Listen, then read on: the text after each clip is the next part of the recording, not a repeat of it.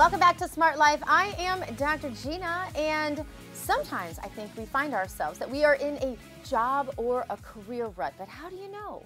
Well, my next guest says you can create your own dream career. Shane Mincer, welcome to Smart Life. It's good to have you. Thank you, Gina.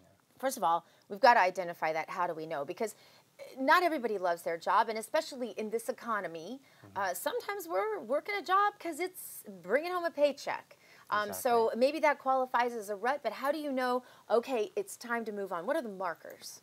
I think the markers for everyone is that we always have these habits when we go into our careers. We might dream about being an astronaut or being an athlete or an accountant or whatever that might be, even including yourself or myself.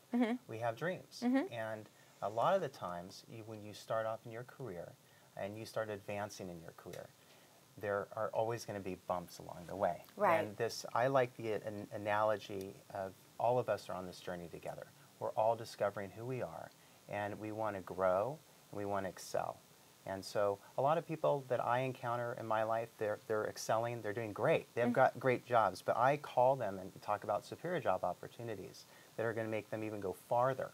So a lot of the times when I'm counseling as an advisor to my clients and the candidates I represent, a lot of times they're not even aware of their own ruts. Right. So, and they sometimes might not even believe in themselves, or they might have a boss that's really hard to deal with, or sometimes they get kicked out for good reason, and so they have to, in a sense, re-engineer, renew themselves. They need to start looking outside the box. And I'm more of a nonconformist, so I'm coming from a very different angle than a lot of other people, even in my business, because I'm all about dreaming. Like, tell me who you want to meet, and I'll introduce you to your next boss. That's always been the way I represent. So that sort of that talent combined with that creativity has to really be your edge, especially in this very competitive marketplace, especially in our corner of the country. Exactly. Yeah. Exactly. So you call yourself the Chief Talent Officer, and I think that's awesome, and it tells me a lot really about what you do. But I want to help our listeners today hear from you. How do you know? Because everybody wants to be an astronaut. Okay, all three of my boys want to be famous baseball players. But there comes a point where you have to be realistic about your goals. And at the same time, you have these people who are maybe top of their field. Maybe they've done it for 3, 4, 5, 10 years. And how do they know when it's time to move on? So number one question is, how do you do that inventory where you say to yourself, do I really have the talent to go be an astronaut?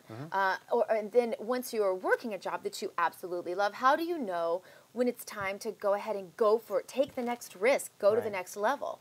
Well, that's a great question. I encounter so many different situations with everyone. Everyone's unique, and everyone's coming with different circumstances.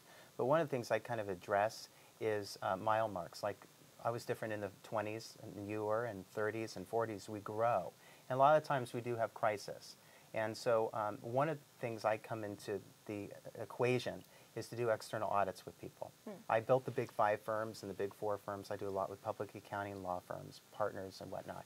And so a lot of the times they're serving their clients, let's say Google or Disney or whatnot. Well, they might be dealing with certain types of their careers at certain areas. They might be in their 50s and they're thinking about retiring. Sure. And so they're talking about exit strategies versus people coming right out of school, like one of my brothers, who's an aerospace engineer who wants to work with Tesla Motors to put men on the moon through their, in what they're doing in the back end in 5 years from now. So that he needs to have vision. So a lot of people, I try and counsel with them to discover where they're at. Some people don't understand what they're worth in the market. Right. Like sometimes I'll talk to someone and some people I'll say, you're only making $80,000 a year? I just place someone that makes $150. Doesn't that work conversely also, though, Shane, where people have a completely unrealistic impression of the money they should be making? Well, and that's where the help of your family, your best friends, your community of faith, whatever you believe or not. The important thing is to discover and to renew and kind of get re-energized. When you're in a rut, it's like being in a sailboat out in the harbor out here with no wind and you're just sitting there. It's no fun. It's no fun to be in a rut. So I tell people, get up, move. Do something different. Shake it off the cobwebs. Shake it up and discover, like I took a year off working with my dad for 15 years in the engineering business, seminar business, one of the largest seminars in the world, my dad put a man on the moon, mobilized 1 million engineers, and I did that with my dad for 15 years, and I said, Dad, that's enough. my dad's business, and so I bicycled around the world for a year. I had to break it up and see the world, and it gave me perspective when I came back. And then it actually I started discovering who I was, apart from my father and underneath his business. And so I think all of us in this discovery process of knowing that you have a calling, you have a purpose, you have a plan. Things don't just chaotically happen. People work to excel. Like you get your PhD, you wanted to, or you got your doctorate degree, you wanted to excel, and you had a passion for that. You had the talent for that. And all of us, and I come and I challenge people, anyone that comes my way. I'm not about the status quo thing. I don't want to work with anyone unless they know where they want to be in the next 3 to 5 years. Well, that brings up a great question. How important is it to actually write things down? I have a journal. My dad got me into doing journaling when I was a young kid. I'm about visioning things, about if you have goals, like I planned to go to China last year for 3 weeks for one of my big clients. I opened up their office in Beijing. That didn't just happen. It took me 2 years to build that. You have to visualize it. You have to write it down. To. Should you write it down even if it sounds crazy? Yeah, even if it's crazy. And then, look at Jonah. He built a big, everyone was laughing at him. No one's laughing at him anymore, at least in his generation. No one existed but all those animals in his family. But everyone laughed at him for building an ark. Even if you believe it or not, that's a pretty audacious thing to do. And so, a lot of people will maybe laugh at you for your ideas, but you need to find support. You need to find people that will believe in you. You know, even when you don't believe in yourself. And don't you think, too, I know we had an employee once upon a time. I loved this employee. I tend to get closer to my employees than I probably should. And I really loved him, and I thought he was just an amazing man and had kind of grown beyond the position that we had for him. And I fired him. And it was one of the most horrific things I ever did. I grieved it for weeks afterwards. But he grew and he blossomed, and I look at him now and I'm like, look at you. Look at you. The really loving boss, the really loving parent, even the really loving friend will tell you when you're in that rut if you ask most of the time, won't they? Yeah, I've been in, I just had a current client that rescinded an offer for a client of mine. And I've worked with him in the past. I've placed him a few times in his career. And it was really challenging, to say the least. Yeah.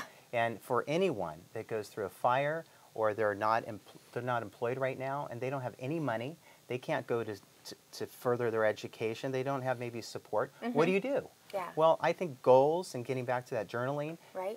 Have clarity. Wake up early in the morning. Take a risk, don't you think? Yeah, take risks. Take risks that are unrelated to your job. I tell people, this is radical, but I learned this a long time ago from someone that's very famous, that's very influential, and when I was a kid, I remember meeting him, and I saw a red phone on his desk and asked him, what's that red phone for? He said to call the President of the United States. And that seared in my conscience. I'm 45 years old. No, it was Arm & Hammer. Oh, it sounds like Walt Disney. It was Arm & Hammer. I loved having you on. We want to have you back to talk more about this, but I do hope people will be able to take some of Shane's tips and get out of that rut. Shane, thanks for being on the show. Tell us again where we can find you. ChiefTalentOfficer.com. ChiefTalentOfficer.com. Up next, we discuss how to get out of that financial rut. There are so many strategies to pay off debt, and most of them are bad. Then we're going to go to your calls. The number 888-650-8176. Or you can go to the Smart Life page at Money Biz Life and click on the Ask Dr. Gina button. Send us your questions right now, and we're going to get to them today. You stay with us. More Smart Life right after this.